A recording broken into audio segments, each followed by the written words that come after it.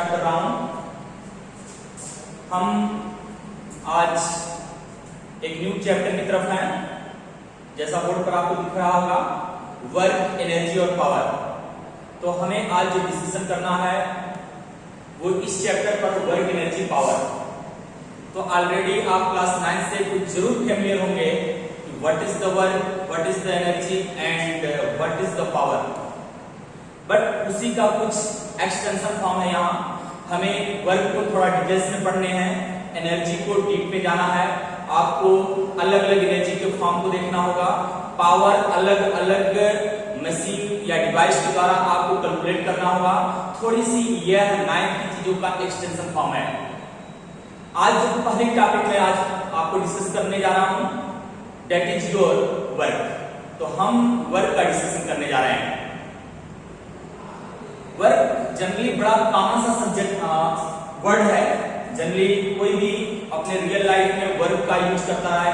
जैसे आप ही से पूछा जाता है कि कहाँ गए थे, तो आप तुरंत जवाब देते हैं कोई वर्क के लिए। आप अपने रियल लाइफ में वर्क जो वर्ड है उसको इतना इंक्लूड कर लिए हैं, आप बोलचाल की भाषा में भी वर्क का इस्तेमाल करते हैं। परंतु हमारे फिजिक्स के टर्म में वर्क को बहुत ही समझने की आवश्यकता है। कब वर्क होगा, कब वर्क को आप वर्क में कहेंगे, फिजिक्स के टर्म में हमें वर्क को समझना होगा। हर एक्टिविटी को आप वर्क कर देते हैं। कोई भी डूइंग एक्टिविटी होती है, आप सिंपली उसको कहते हैं I am doing some work. आप पढ़ते हैं, पेपर पढ़ते हैं, I am doing some work, उसको भी आप इंक्लूड कर लेते हैं। आप सफर करते हैं, हर चीजों को आप वर्क से जोड़ लेते हैं। बट हमें यहाँ समझना होगा कि व्हाट इज द वर्क। तो फिजिक्स के टर्म में हम आज आपको एक्सप्लेन करेंगे कि वर्क हमारा क्या है। एक सिंपल सा क्वेश्चन होता है, व्हेन वर्क इज डन, मतलब कार्य कब होता है, वर्क कब होता है। इसका जवाब, इसका आंसर यह है कि when a force applied on a body and body gets some displacement। आपसे कोई पूछता है कि वर्क कब किया जाएगा, वर्क कब हैपेंस होता है, कब डन होता, कब कंप्लीट होता वर्क, तो आपका सिंपल सा आंसर होगा whenever a force applied on a body and body gets some displacement। Body पर फोर्स को, डू नॉट डिस्टर्ब मी, आप अपनी माइक को ऑफ कर लें। अगर वॉइस नहीं पहुंच रही है तो आप ऐसे एरिया में पहुंचे जहां पर नेटवर्क की कनेक्टिविटी प्रॉपर हो। This is the problem of network only. ये नेटवर्क इशू है, आप उसको अपने खुद से सॉल्व करें। माइक सभी स्टूडेंट ऑफ कर लें। किसी ओके। तो मैंने कहा कि हम वर्क कब कहेंगे, किस बात को हम वर्क को बताएंगे, वर्क किसे कहेंगे, जब किसी ऑब्जेक्ट पर, सपोज दैट ये हमारे पास कोई एक ऑब्जेक्ट है, इस ऑब्जेक्ट पर फोर्स हम अप्लाई करेंगे और अगर इस फोर्स को लगाने पर इस बॉडी में डिस्प्लेसमेंट आता है, मोशन होता है, तब तो हम कहेंगे हमने वर्क किया, otherwise there is no work. तो रियल लाइफ में आपको समझना होगा कि वर्क है क्या। तो work when work occurs when body takes some force and gets some displacement।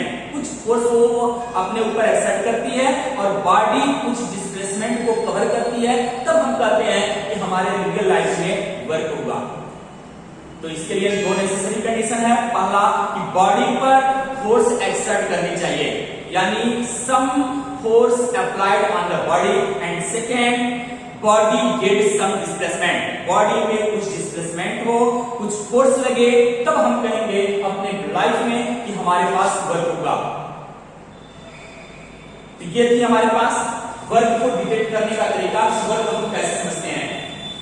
तो work is what, work is equal to होता है force, force into displacement in the direction of force। What is the work? Work is equal to force, हमारे पास force होना चाहिए और displacement होनी चाहिए इन the direction of force.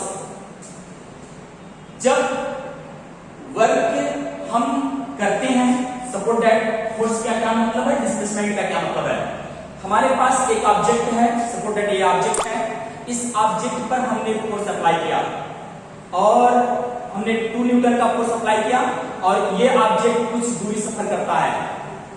वो 2 Newton का फोर्स अप्लाई करने पर सपोज दैट वो 2 मीटर जाता है। फिर मैं इसी ऑब्जेक्ट पर 5 न्यूटन का फोर्स अप्लाई करता हूं और ये कुछ अधिक डिस्टेंस सफर कर जाता है। तो दैट मींस हमारे पास जो वर्क है वो 2 बातों पर डिपेंड करती है। मैग्नीट्यूड ऑफ फोर्स, जितना अधिक आप फोर्स को अप्लाई करेंगे स्टूडेंट, वर्क हमारा उतना ही हाई होगा। वह ऑब्जेक्ट जितनी अधिक डिस्प्लेसमेंट करती है, मूव करती है, इनिशियल पोजीशन से फाइनल पोजीशन में पहुंचने के लिए जितना वो डिस्टेंस कवर करती है, हम कहेंगे हमारे पास उतना ही ज्यादा वर्क होता है। एक वर्क को आप करते हैं, एक बॉडी को आप कोई बॉक्स है, बॉक्स को आप पुश करते हैं, पुश करके आप उसको 2 मीटर ले जाते हैं। दूसरे बॉक्स को पुश करते हैं, वही फोर्स लगा करके आप 10 मीटर ले जाते हैं। तो क्या कहेंगे आप तो यही कहेंगे कि जिसमें मैंने 10 मीटर सफर कराया बॉडी में, उसमें मैंने ज्यादा वर्क किया है। फिर एक बार आप करते हैं कि चलिए बॉडी को, बॉक्स मेरा वही है, उसी बॉक्स को एक बार आप फोर्स अप्लाई करते हैं और वह बॉक्स पर आप 2 न्यूटन का फोर्स अप्लाई करते हैं, सपोर्टेड 5 मीटर का डिस्प्लेसमेंट लगता है। एक बार उसी बॉक्स पर आप 10 न्यूटन का फोर्स अप्लाई करते हैं, 2 ही मीटर डिस्प्लेसमेंट लगता है। दैट मींस आपने कहा कि यहां पर मैंने फोर्स के वैल्यू को इंक्रीज किया। जब फोर्स की वैल्यू इंक्रीज होगी तो ऑटोमेटिकली जो वर्क होगा आपके द्वारा, the work doing by you, that is the height. तो work depend upon magnitude of force and displacement. जिस रेशियो में हमारा डिस्प्लेसमेंट हाई होगा, उसी रेशियो में वर्क बढ़ जाएगा। जिस रेशियो में हमारा फोर्स अधिक एक्ट करेगा उस बॉडी पर, उस रेशियो में हमारा वर्क हाई होगा। तो बेसिकली आपने इस टर्म में देखा कि वर्क हमारा डिपेंड करता है magnitude of force and magnitude of displacement. If displacement is high, work is high, force is high, work is high। मैंने कहा, इससे पहले मैंने कहा कि वर्क क्या है? तो work when a force acting on object and object getting some displacement, यही वर्क है। यही वर्क है कि ऑब्जेक्ट पर फोर्स लगता है और ऑब्जेक्ट कुछ डिस्प्लेसमेंट कवर करती है, यही हमारे पास वर्क है। चलिए हम एक लेते हैं, एक ऑब्जेक्ट ऐसे लेते हैं कि उस ऑब्जेक्ट पर, ये हमारे पास कोई एक ऑब्जेक्ट है और इस ऑब्जेक्ट पर एक फोर्स एक्सर्ट करता है और ऑब्जेक्ट हमारा किसी एक इनिशियल पोजीशन से किसी दूसरे फाइनल पोजीशन को चला जाता है। आप देखें, लुक एट हियर। और इस ऑब्जेक्ट में इनिशियल और फाइनल पोजीशन के बीच में एक छोटी सी डिस्प्लेसमेंट होती है, दैट इज द एस। तो हम अगर इस फार्मूले का हेल्प करते हैं कि इस फार्मूले में वर्क को लिखा जाएगा, generally work is denoted by W। तो वर्क को जब आप कैलकुलेट करेंगे तो मैग्नीट्यूड ऑफ फोर्स ये हो जाएगा आपका F and body gets some displacement S। तो this is the work in during this activity when body going from one place to another place. जब एक प्लेस से दूसरे प्लेस में हम बॉडी को ले जा रहे हैं तो हमने वर्क किया और उस वर्क को मैंने कैलकुलेट किया तो वो Fs के इक्वल हो गया। एक और हमारे पास एक्टिविटी है सेकेंड, हम इसी ऑब्जेक्ट को लिए बट जो फोर्स लगाने का आइडिया है कुछ अलग है। आप देखो यहां लुक एट द बोर्ड,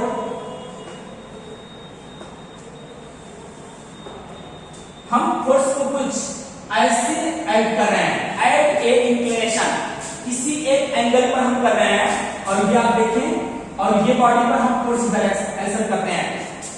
इस फोर्स के कारण ये बॉडी कुछ डिस्प्लेसमेंट कवर करती है और बॉडी इस पोजीशन को चली जाती है।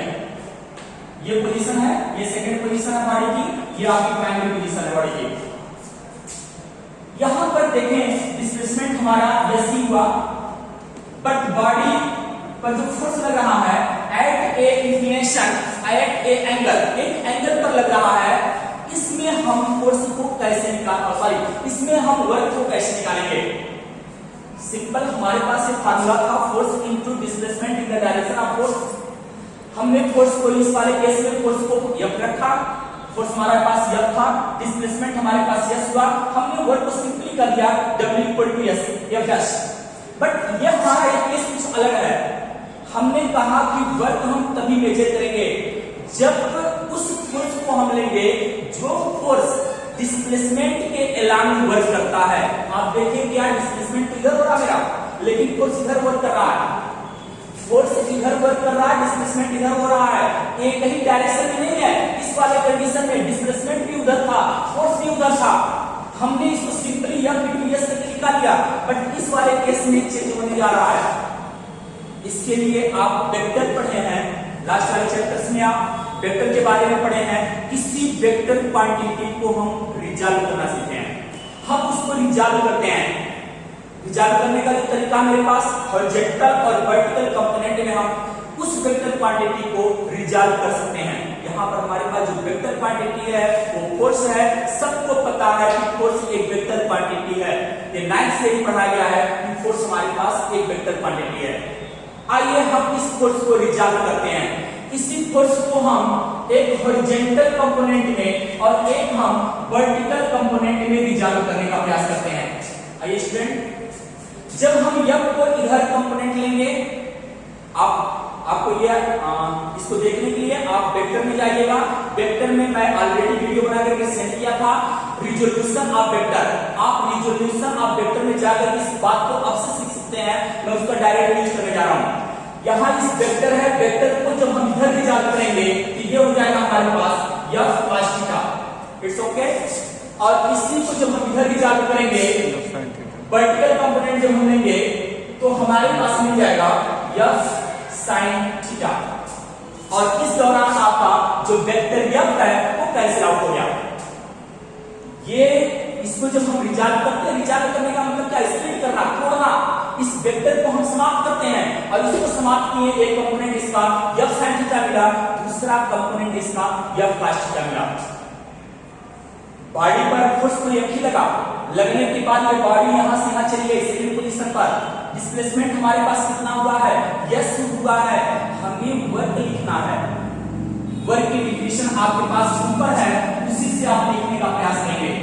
क्या है वर्क की डिफिनेशन, क्या है फोर्स। फोर्स में दो फोर्स आपको दिखाई दे रहा है, ये तो समाप्त हो गया, इसको हमने रिजॉल्व कर दिया है। ये चीज खत्म होकर के F sin theta F cos theta में कन्वर्ट हो चुकी है। अब आप फोर्स की बात करेंगे दो कंपोनेंट पर, एक आप वर्टिकल कंपोनेंट पर और दूसरा आप हॉरिजॉन्टल कंपोनेंट पर ही बात करेंगे। तो अब बताइए, अब इन दोनों फोर्स में से कौन ऐसा फोर्स है, बड़ा इंटरेस्टिंग बात है कि इन दोनों फोर्स में से कौन ऐसा फोर्स है जिसने वर्क कराने का काम किया।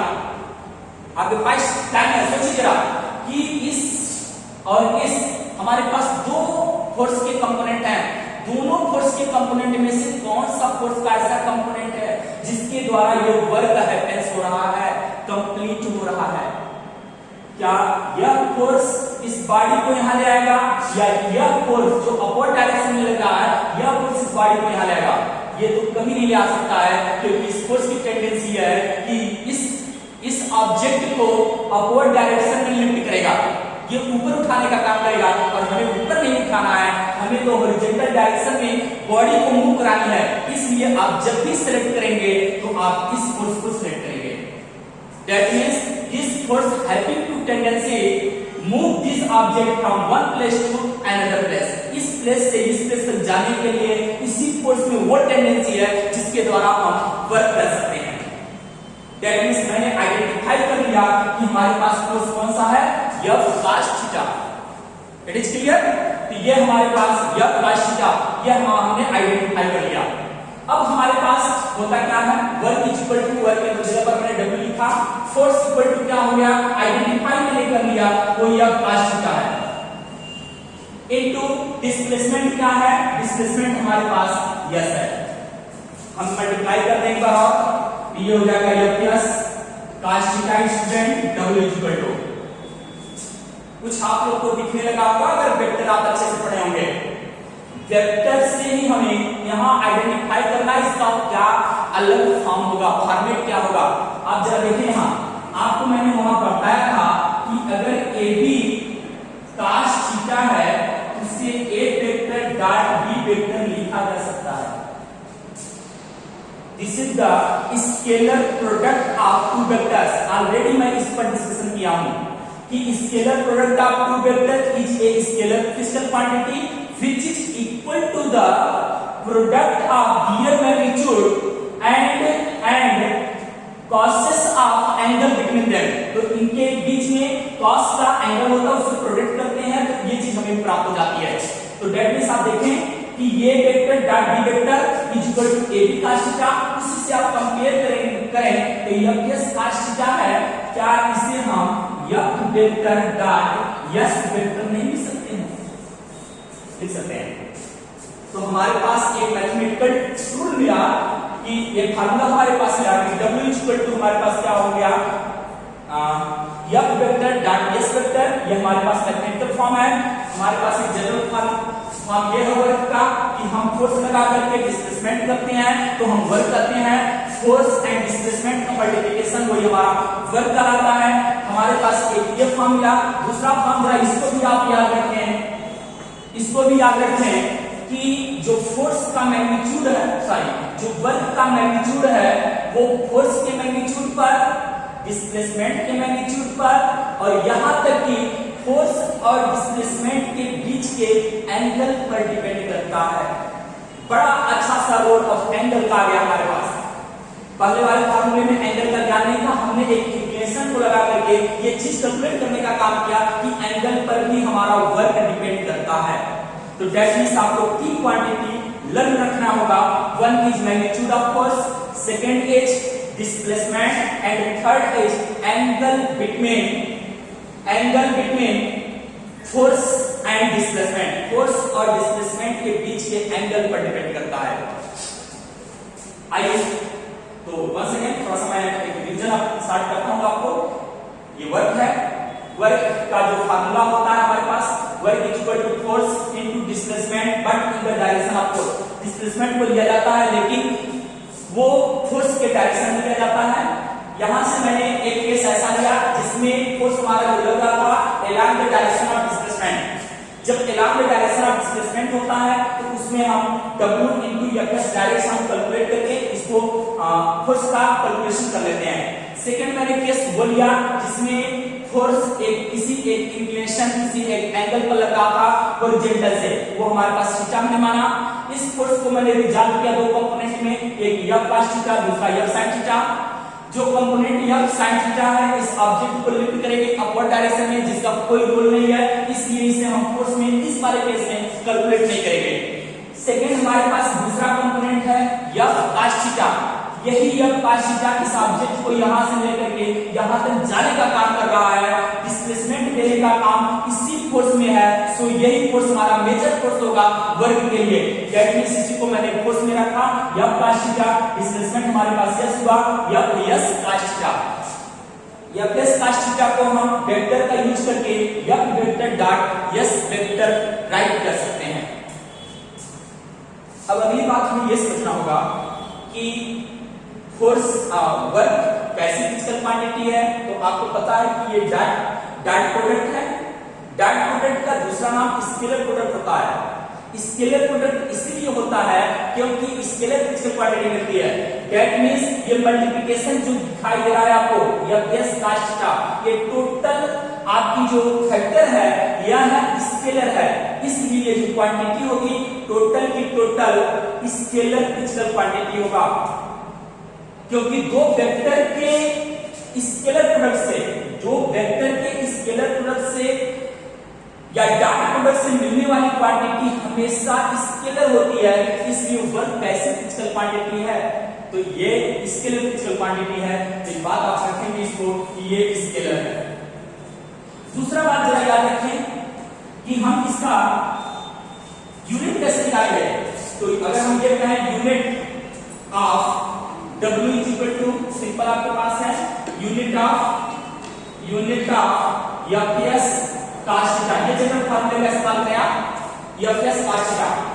अब जरा ये देखें यूनिट ऑफ F का यूनिट आपको पता है, या SI यूनिट की बात करते हैं हम, न्यूटन जनरली लेते हैं, तो न्यूटन आप ले सकते हैं इनटू S डिस्प्लेसमेंट है, डिस्टेंस हुआ, डिस्प्लेसमेंट हुआ, लेंथ हुआ, ब्रेड्थ हुआ, हाइट हुआ, डेप्थ हुआ, सबका यूनिट आपका क्या होता है ये मीटर ही होता है, हम मीटर यूज कर सकते हैं। और ये ट्रिग्नोमेट्रिक फंक्शन है, और ट्रिग्नोमेट्रिक फंक्शन का कभी यूनिट वगैरह नहीं होती है, हटा दें आप।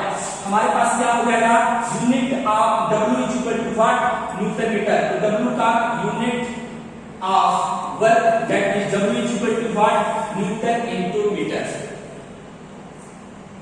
तो वर्क की यूनिट क्या है, न्यूटन इनटू मीटर। एक बात और याद रखिए आप, न्यूटन मीटर को ही न्यूटन इनटू मीटर को ही हम जूल कहते हैं, जूल। तो 1 newton into 1 metre is equal to how much, 1 joule. तो वैसे जो जनरल यूनिट है, जिसको जनरली सभी लोग जानते हैं, वर्क की जो यूनिट है वो जूल है। तो वर्क की यूनिट जो जूल लिखी जाती है वो किसके इक्विवेलेंट होती है, वो 1 न्यूटन इनटू 1 मीटर के इक्विवेलेंट होती है। आप कह सकते हैं यहां से 1 जूल की वैल्यू कितनी होगी, मैग्नीट्यूड ऑफ 1 जूल कितना होगा। तो आप सिंपल वर्डों में कह सकते हैं, if 1 Newton force acting on an object and body get 1 meter distance, 1 Newton force acting on an object and body get 1 meter distance in the direction of force 1 Newton का force लगाने से 1 metre displacement अगर होता है force के direction में, तो हम कहेंगे कि जो हमारे पास वर्क होता है वो 1 जूल के इक्विवेलेंट हो जाता है। यही से अगर हम डायमेंशन लिखें तो dimension of W is equal to what, dimension of newton आपको पहले से रखना होगा कि m L t to power -2 dimension of force होता है, डायमेंशन ऑफ न्यूटन होता है, और इनटू लेंथ का L आप लिखेंगे, that means this is the m L square t to power -2। तो m L square t to power -2, this is the dimension of work, this is the unit of work. Work is a scalar physical quantity, unit of work is this much and dimension of work is this much। तो हमने देखा क्या कि work का general formula क्या है, W is equal to m s cos theta, it is the general formula of work, this is the SI unit of work, Newton into meter, Newton into meter and Newton into meter is equivalent to what, 1 joule। तो joule आप joule बोल सकते हैं, आप Newton metre बोल सकते हैं, आप कोई बच्चा इसे भी सिंप्लीफाई कर सकता है, न्यूटन को आपको पता है, या फिर इक्वल टू एमएस से आप कर सकते हैं, kg metre per second square होता है, और ये आप into metre is equal to 1 joule कर सकते हैं। जूल, तो joule equivalent is what, kg metre square per second square. तो केजी मीटर पर स्क्वायर को हम जूल कहते हैं, ये पूरी तरह से ये साइन में कन्वर्टेड है, KG metre square per second square. आप यहां से टैली कर लें, दोनों को चेक कर सकते हैं। केजी के लिए डायमेंशन हम इस्तेमाल करते हैं, लेंथ के लिए आप मीटर इस्तेमाल करते हैं, लेंथ पर पावर 2 है, यहाँ पर पावर 2 है, ये सेकंड है, क्योंकि ये पावर -2 है, नीचे जब आएगा तो आपका सेकंड स्क्वायर हो जाएगा, तो सेकंड स्क्वायर है जिसको आप यहाँ दिखा रहे हैं। तो ये चीज यहाँ आ गई आपकी, ये चीज आपकी ये वैल्यू है, और ये यहाँ से आपकी आइडेंटिफाई हो जा रही है। इस प्रकार से हम डायमेंशन से इसका SI यूनिट लिख सकते हैं, और ये इक्विवेलेंट है जूल के। अब अगला स्टेप हम चलते हैं कि वर्क कब पॉजिटिव होगा, वर्क कब निगेटिव होगा, और वर्क कब 0 होगा। तो कुछ उसके साथ साथ एग्जाम्पल भी देखेंगे।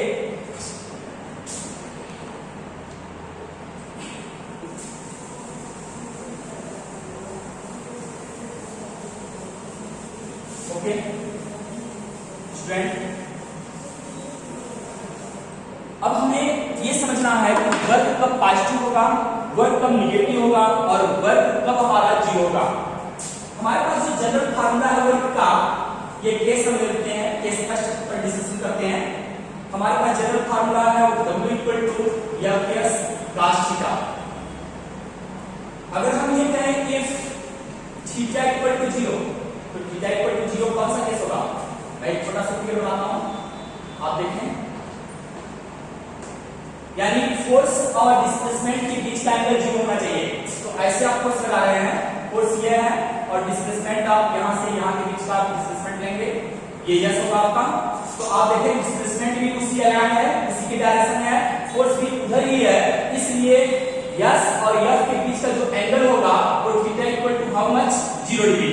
तो आप इसको ऑपरेट करें जरा इसमें, तो W इक्वल टू हो जाएगा F S cos value of theta is how much here in this case theta equal to how much 0 degree. तो W equal to F S का 0 की वैल्यू कितनी होती है, का 0 की वैल्यू 1 होता है, तो आप 1 से मल्टीप्लाई करेंगे, ये आपका एफ एस मिलेगा। यहाँ कोई साइन नहीं है तो पॉजिटिव को समझ सकते हैं, इसलिए ये पॉजिटिव वर्क होगा, पॉजिटिव वर्क। तो ये आपके पास पॉजिटिव वर्क होगा। चलिए हम केस 2 लेते हैं, केस 2। केस 2 हमारे पास ये हो जाएगा if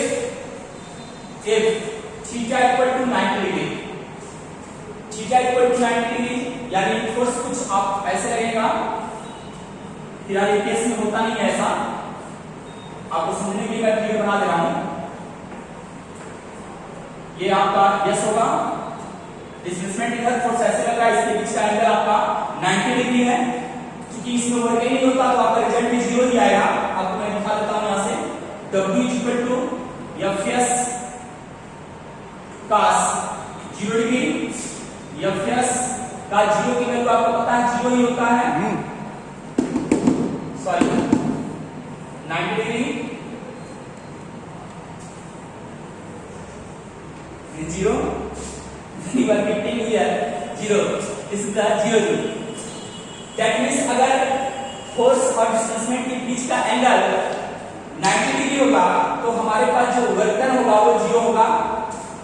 एक और मैं केस ले लेता हूं थर्ड, जिसमें आपको नेगेटिव मिलता है। फिर मैं एक एक करके एग्जांपल तीनों का दे देता हूं आपको, जिससे बात आपको समझ में आए। किस केस में हमारा पॉजिटिव होगा, किस केस में नेगेटिव होगा, किस केस में 0 होगा। एक केस थर्ड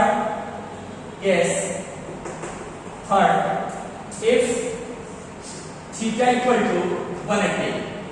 अगर हमारे पास 180 हो, 180 का एक्टिवेट थोड़ा सा बनाते हैं आपको समझने के लिए कि फोर्स आपका इधर वर्क कर रहा है, सॉरी ये फोर्स आपका इधर वर्क कर रहा है और ये बॉडी में डिस्प्लेसमेंट इधर की तरफ हो रही है और यस डिस्प्लेसमेंट आ रहा है। तो इस केस में अगर हम कहें 180 का केस है तो that means W is equal to what, F S cos 180, F S cos 180 की वैल्यू -1 होती है, मल्टीप्लाई करिएगा तो माइनस एफ एस आ जाएगा इतना दूर।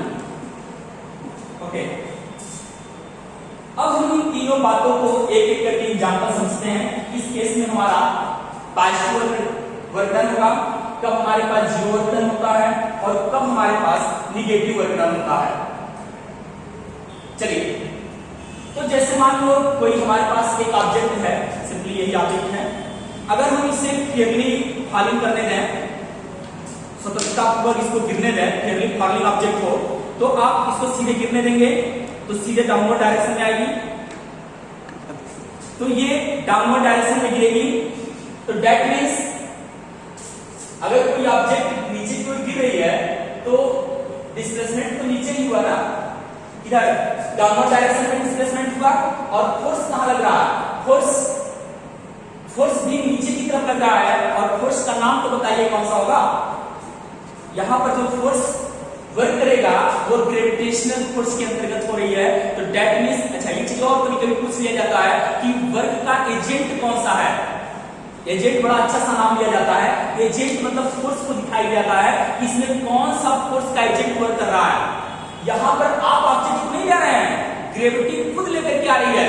तो ग्रेविटी जो ग्रेविटेशनल फोर्स है उसकी डायरेक्शन डाउनवर्ड डायरेक्शन में होगा, डिस्प्लेसमेंट भी हमारा डाउनवर्ड डायरेक्शन में होगा, इसलिए यस और एफ के बीच का जो एंगल होगा वो 0 डिग्री होगा।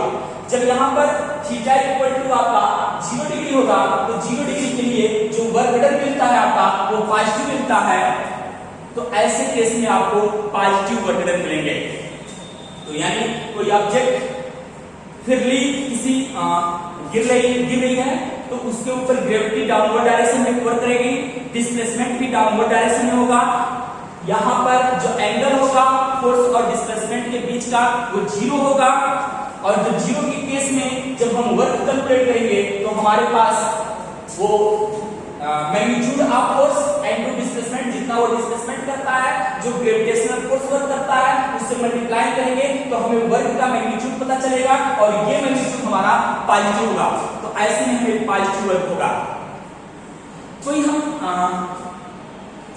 कोई हम दूसरा केस लेते हैं जिसमें हम समझने का प्रयास करें कि कब हमारे पास जीरो वर्क डन होगा। सपोज दैट कोई एक पुली है, एक पुली है, एक पुली है और ये पुली अपने सर पर कोई बॉक्स रखा हुआ है और ये प्लेटफार्म पर एक प्लेस से दूसरे प्लेस पर किसी प्लेटफार्म नंबर 1 नहीं, सपोज दैट प्लेटफार्म नंबर 1 है आपका, वो एक प्लेस से दूसरे प्लेस पर जा रहा है, ये फर्स्ट पोजीशन है, वो चल करके सेकंड पोजीशन पर पहुंच रहा है। तो इसमें हम समझने का प्रयास करें कि कैसे वर्क डन इस केस में जीरो आएगा। यहां पर देखें, अगर ग्रेविटेशनल फोर्स की बात करें, इसका कुछ मास होगा m, तो इसके ऊपर कार्य करने वाली जो ग्रेविटी फोर्स होगी, ग्रेविटेशनल फोर्स होगा, उसकी वैल्यू mg भी होगा। आपको पता है कि mg इसका वेट होता है, वेट डाउनवर्ड डायरेक्शन में, वेट एक प्रकार का फोर्स है, वेट भी एक प्रकार का फोर्स है। m में से आप बोलेंगे मास और एक्सेलरेशन का मल्टीप्लाई हमेशा फोर्स से देगा, तो दैट मींस ये एक प्रकार का फोर्स है और ये ग्रेविटेशनल फोर्स की डायरेक्शन किधर हो गई, डाउनवर्ड डायरेक्शन में। तो ग्रेविटेशनल फोर्स की डायरेक्शन डाउनवर्ड है और पुली यहां से यहां पहुंच रहा है, दैट मींस ये डिस्प्लेसमेंट इधर की तरफ हो रही है। अब आप देखो कि F इधर, S इधर, F और S के बीच का जो एंगल है वो कितना है, दैट मींस 90 डिग्री का केस है ये, और 90 डिग्री के केस में आपने वर्क कैलकुलेट किया है, कितना आता है, जीरो आता है। कहां सा सवाल कोई पूछ सकता है आपसे कि कोई पुली है, वो अपने सर पर बॉक्स को रख करके किसी प्लेटफार्म पर वन प्लेस से दूसरे प्लेस पर वो जा रहा है, तो उसके द्वारा जो डूइंग वर्क है वो कितना होगा, तो that your answer is how much, zero. तो इस केस में जीरो होगा क्योंकि फोर्स आप बताएंगे कि फोर्स जो ग्रेविटेशनल फोर्स का एजेंट है वो डाउनवर्ड डायरेक्शन में कार्य कर रहा है और डिस्प्लेसमेंट किधर हो रहा है, वो हॉरिजॉन्टल हो रहा है, यानी वर्टिकल फोर्स काम कर रहा है, हॉरिजॉन्टल डिस्प्लेसमेंट हो रहा है। वर्टिकल और हॉरिजॉन्टल के बीच में जो एंगल बन रहा है 90 डिग्री बन रहा है, इसलिए ग्रेविटेशनल फोर्स के थ्रू किया गया जो वर्क डन है यहां वो जीरो होगा। लेकिन चूंकि वो सफर कर रहा है, अपने पैर को वो उठाता होगा, गिराता होगा, तो पैर को अप डाउन करता होगा, तो वो कभी पैर को ऐसे अपवर्ड डायरेक्शन में कर रहा है, उसमें उसके पैर को डिस्प्लेसमेंट कर रहा है, पैर को वन प्लेस से दूसरे प्लेस पर ले जा रहा है, फिर वो नीचे लाता है, फिर ऊपर करता है, उसकी पोजीशन रेगुलरली चेंज हो रही है और अपने पैर को अप डाउन करने के लिए उसको फोर्स लगाना पड़ता है। डिस्प्लेसमेंट एलान हो रहा है और इस एलान में कभी वो पॉजिटिव वर्क डन करेगा, कभी नेगेटिव वर्क डन करेगा, इसलिए हर बार वो वर्क करेगा। इसलिए वो बॉक्स को सर पर रख करके चलते चलते वो थकेगा, तो आपका समझ से सवाल होगा कि सर इसमें एनर्जी कहां गई, वर्क कहां गया, तो वर्क तो करता है लेकिन ये वर्क उसको पैर को चलाने में हो रहा है, न कि बॉक्स को धोने में हो रहा है। तो दैट मींस वो एनर्जी आपको तरह से आपको समझना होगा कि कौन कौन सी प्रोसेस यहां चल रही है। एक बार मैंने बताया कि इसको बॉक्स को लेकर के जा रहा है, कैरी कर रहा है, लेकिन वो जब कैरी करेगा तो अपने पैरों को अप डाउन करेगा और अप डाउन करेगा तो वहां आप देखेंगे पैरों के बीच में हर बार आपका डिस्प्लेसमेंट होगा। डिस्प्लेसमेंट और फोर्स जब भी लगेगा तो वर्क डन होगा, और जब वर्क डन होगा तो वर्क डन करने के लिए एनर्जी चाहिए, तो वो जो थकान उसके अंदर होती है वो एनर्जी की डिफिशियंसी होती है वहां पर। चलिए आगे मैं बताता हूं कि कौन सा ऐसा केस है जिसमें कि हमारे पास निगेटिव वर्क डन होता है। जैसे मान लीजिए इसी को ले लीजिए, ये हमारे पास इसी को समझने का प्रयास करिए, यहां हम समझते हैं। हम किसी ऑब्जेक्ट पर एक फोर्स यहां से लगाते हैं ऐसे और इसको खींच करके कर लाते हैं, किसी सरफेस पर रख करके उसको हम पुल करते हैं और खींचते हुए आते हैं। जब खींचते हुए आते हैं तो ये तो ऑब्जेक्ट यहां से यहां चला आता है, फर्स्ट पोजीशन से सेकंड पोजीशन पर चला आता है। डिस्प्लेसमेंट कुछ होता है, हमको फोर्स दिख गया, डिस्प्लेसमेंट दिख गया, लेकिन एक और फोर्स यहां वर्क कर रहा है और वो फोर्स आप बता सकते हैं कहां काम कर रहा है, वो इस ऑब्जेक्ट और सरफेस के बीच में और किसी ऑब्जेक्ट और सरफेस के बीच में, जो सरफेस के बीच में एक्ट करने वाले फोर्स का नाम होता है फ्रिक्शन फोर्स।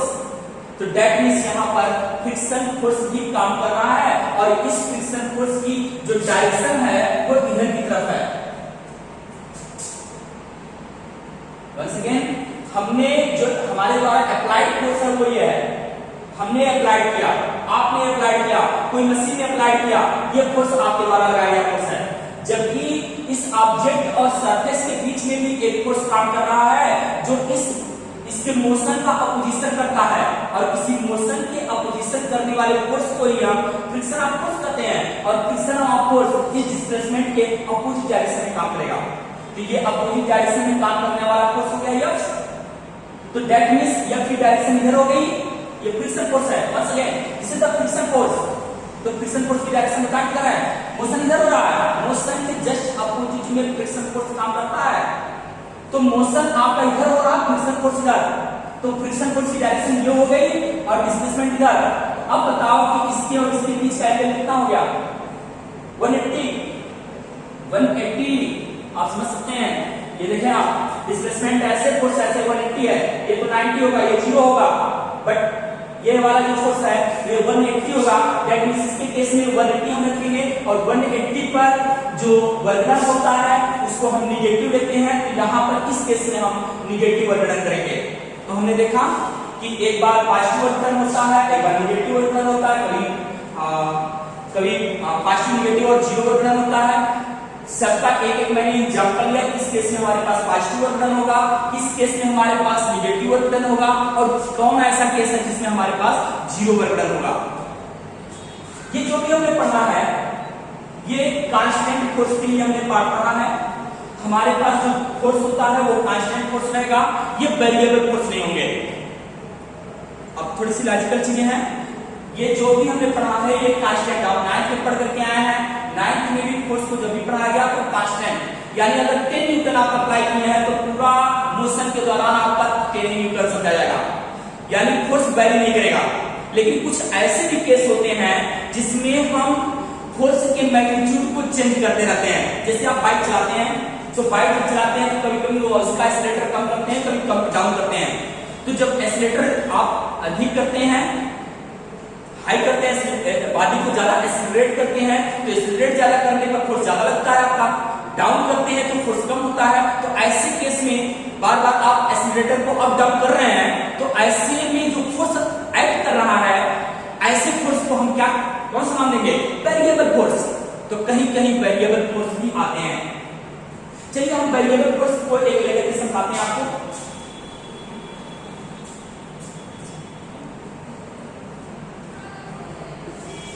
ओके स्टूडेंट,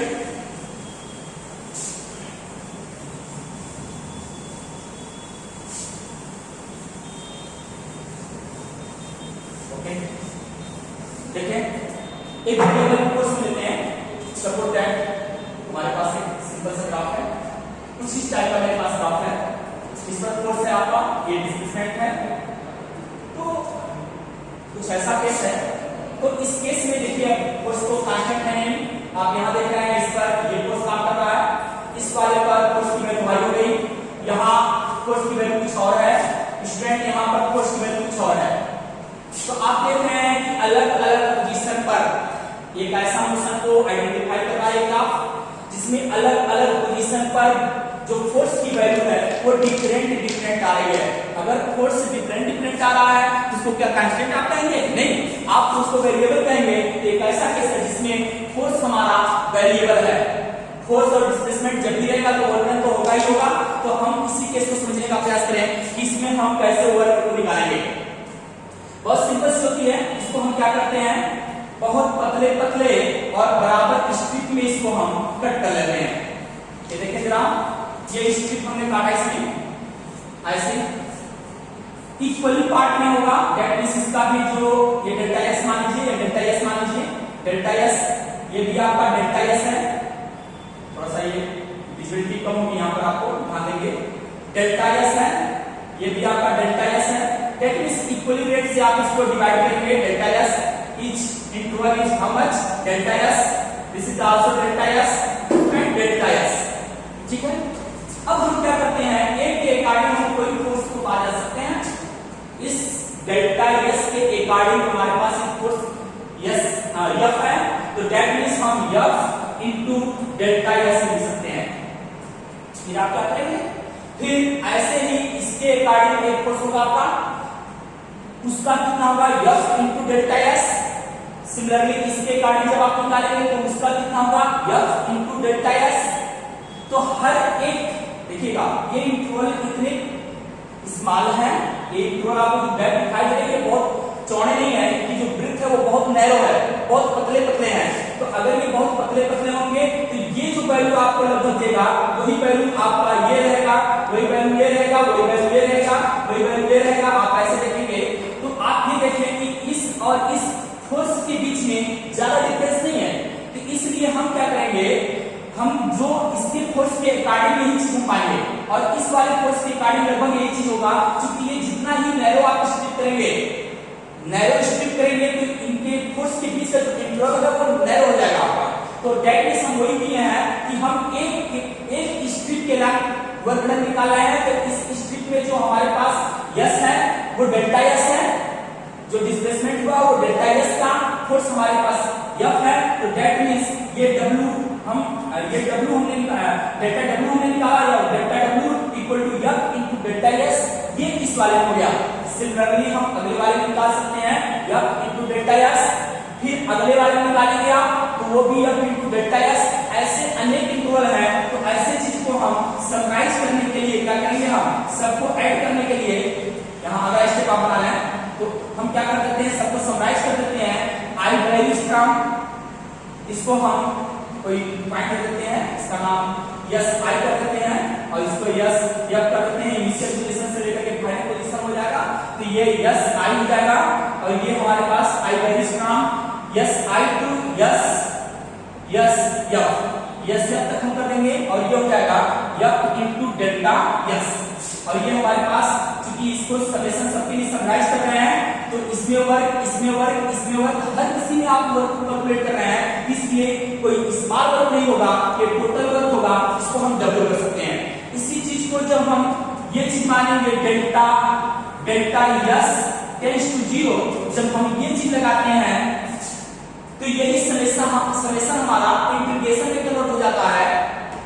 एक बार और ध्यान दीजिएगा, जब डेल्टा एस टेंड्स टू 0 किया जाता है, यानी ये जो गैप है बहुत ही नैरो होने लगती है, तो उस समय डेल्टा एस टेंड्स टू 0 जो होता है, ये जो समेशन साइन आपको दिखाई दे रहा है वो इंटीग्रेशन में कन्वर्ट हो जाता है। दैट मींस हम कर सकते हैं w इज इक्वल टू, यहां इंटीग्रेशन साइन का इस्तेमाल करेंगे और ये हो जाएगा आपका, ये हो जाएगा S I to S F तक और ये एफ इनटू डीएस। इस प्रकार से आप इसका इस्तेमाल कर सकते हैं स्टूडेंट। ये आपका इंटीग्रेशन फॉर्म में है और चूंकि अगर एंगल लेंगे तो ये चीज हमारे पास ये हो जाएगा w इक्वल टू हो जाएगा S I to S F और ये हो जाएगा F vector dot DS vector. तो ये हमारे इस फॉर्म को इस्तेमाल करेंगे हम लोग ये वेरिएबल के लिए। तो जब वेरिएबल फोर्स आपका आएगा तो हम इस फार्मूले का इस्तेमाल करेंगे, लेकिन जब हमारे पास कांस्टेंट फोर्स होगा तो हमारे पास w इक्वल टू जो हमारे पास फार्मूला है एफ एस cos थीटा, इसे हम इस्तेमाल करेंगे। ये for constant value of force and this is the variable value of force. तो वेरिएबल वैल्यू ऑफ फोर्स के लिए ये फार्मूला इस्तेमाल करेंगे आप, कांस्टेंट फोर्स के लिए हम यह फार्मूला इस्तेमाल करेंगे। तो एक बार और आप इसको देखेंगे और इतना ही हमारा वर्क में था। वर्क का मैंने डेफिनेशन बताया, वर्क को डिफाइन यही किया गया कि force into displacement in the direction of force हमने इस्तेमाल किया। जो जनरल फार्मूला था w equal to F S cos theta, इसको F vector dot S vector में भी आपने किया था, वहां से भी आप इसको डिफाइन कर सकते थे। जो आपके पास फार्मूला था F vector dot S vector से, तभी आप डिफाइन कर सकते थे। Scalar product of force and displacement is known as work. Simple है, आप कहीं से भी बोल सकते हैं। फिर इसके डिफरेंट केसेस आपने लिया, हर केस में एक एग्जांपल आपने डिस्कशन किया। इसकी यूनिट आपने देखा, इसका डायमेंशन आपने देखा। यूनिट एक ऐसी क्वांटिटी है, तो यह आपकी एक स्केलर फिजिकल क्वांटिटी थी, आपने स्केलर फिजिकल क्वांटिटी को देखा। स्केलर फिजिकल क्वांटिटी क्यों है? क्योंकि ये स्केलर प्रोडक्ट से प्राप्त होती है। तो ये सब बातों को फिर मैंने एक वेरिएबल का केस लिया, वेरिएबल में वर्क डन हम कैसे निकालेंगे, तो इस प्रकार से टोटल हमने वर्क डन को कैलकुलेट किया। Thank you so much.